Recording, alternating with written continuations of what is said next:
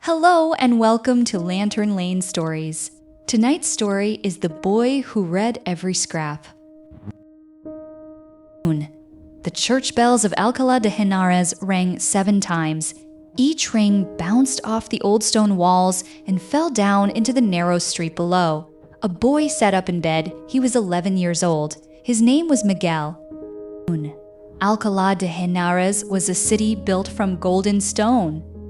In the mornings, sunlight hit the walls and turned them the color of a ripe peach. Miguel de Cervantes had dark eyes that moved fast like sparrows darting from roof to roof. The room he shared with his family was small. It smelled of flour and warm bread because a baker lived just below them. 2 scratchy wool blankets, 1 candle on the table, a shelf with no books on it. Miguel did not own a single book, but that had never stopped him from reading. He pulled on his worn linen shirt and laced his shoes. The leather on the right shoe was cracked at the toe. His mother, Leonor, was already awake. She stood by the window, her dark hair pinned under a white cloth. "Eat something before you go out," she said. She handed him half a round of hard bread. Miguel took it without looking away from the window. Down on Calle Mayor, the main street of Alcalá, people were starting to move. A woman with a basket of onions, a man in a dark robe hurrying toward the university, a donkey with clay pots tied to its sides.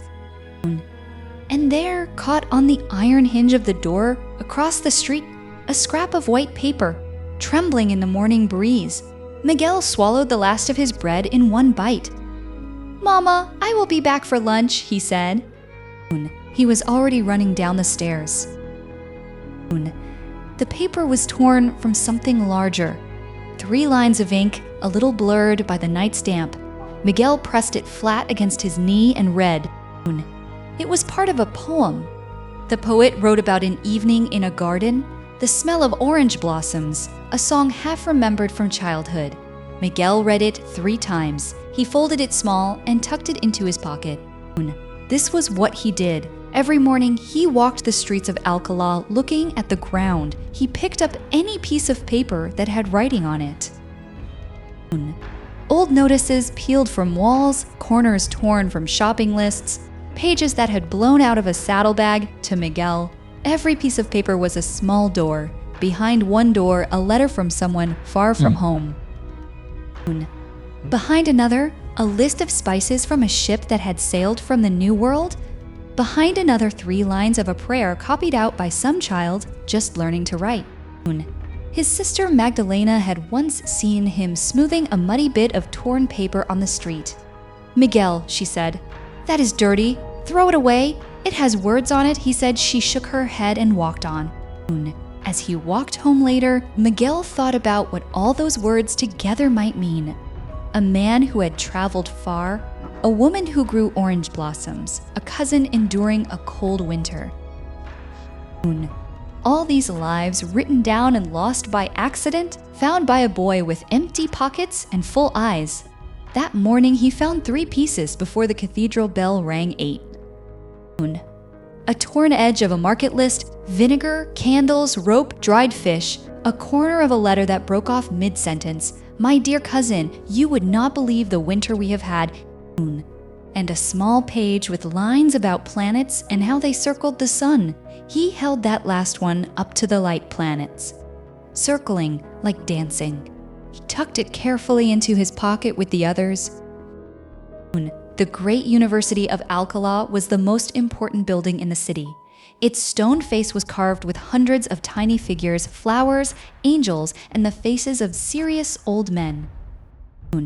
A cardinal named Cisneros had built it almost 50 years before Miguel was born. From every corner of Spain, young men came here to study. They wore long, dark robes and carried heavy books under their arms.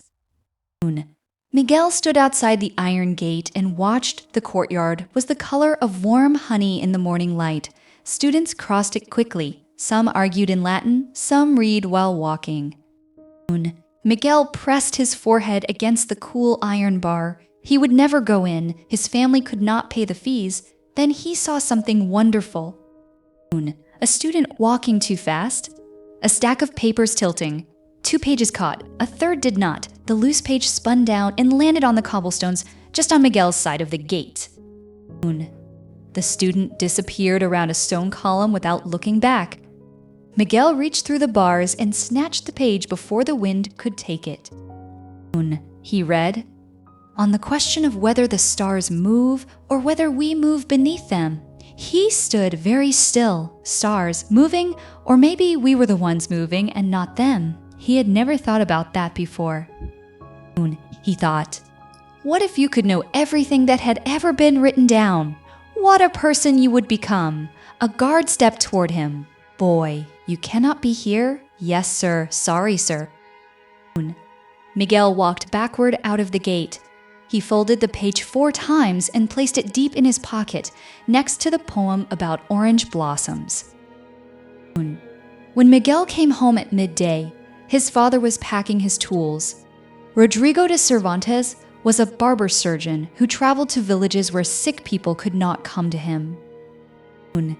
His bag held a small silver lancet, a roll of linen bandages, and a jar of camphor ointment that smelled of pine. "Papa," said Miguel, sitting on the edge of the bed. "Are we moving again soon?" Rodrigo tied the leather strap carefully. "I have heard there is work in Madrid," he said.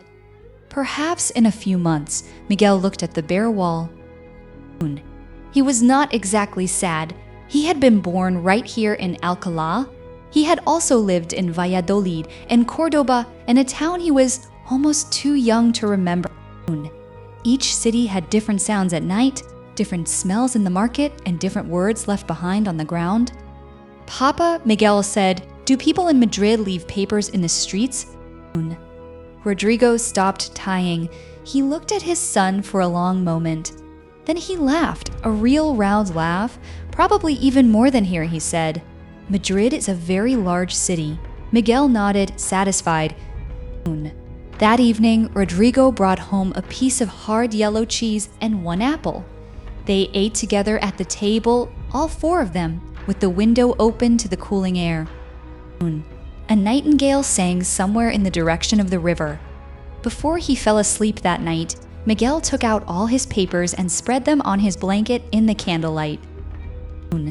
The poem, the letter, the market list, the page about the planets. He read each one once more, then folded them carefully back into a stack. He placed them on the shelf where no book sat.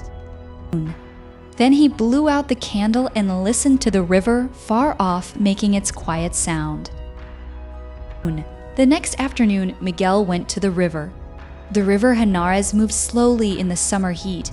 Its water was the color of pale green glass. Reeds grew at the edges.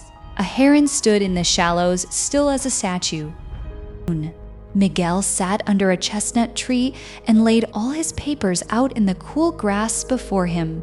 He arranged them like a mosaic, the poem, the letter, the market list, the planet page, and read them all slowly, one by one. Then he looked up at the chestnut leaves moving above him.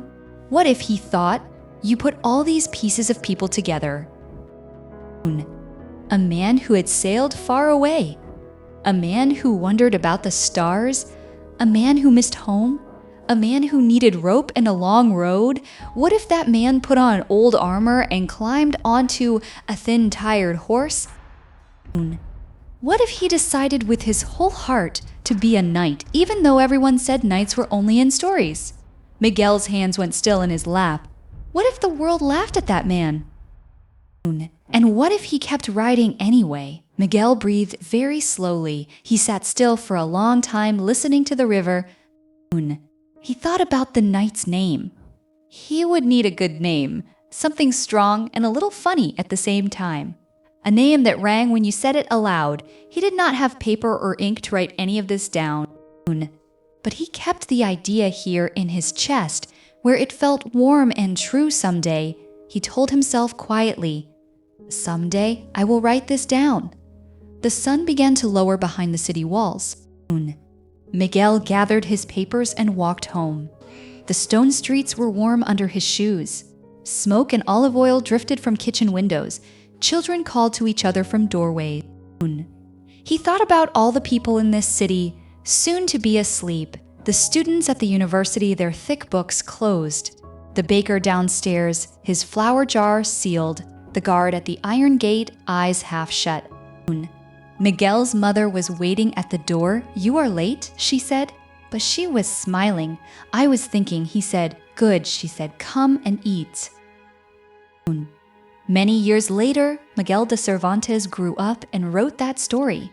He called the knight Don Quixote. People all over the world still read it today.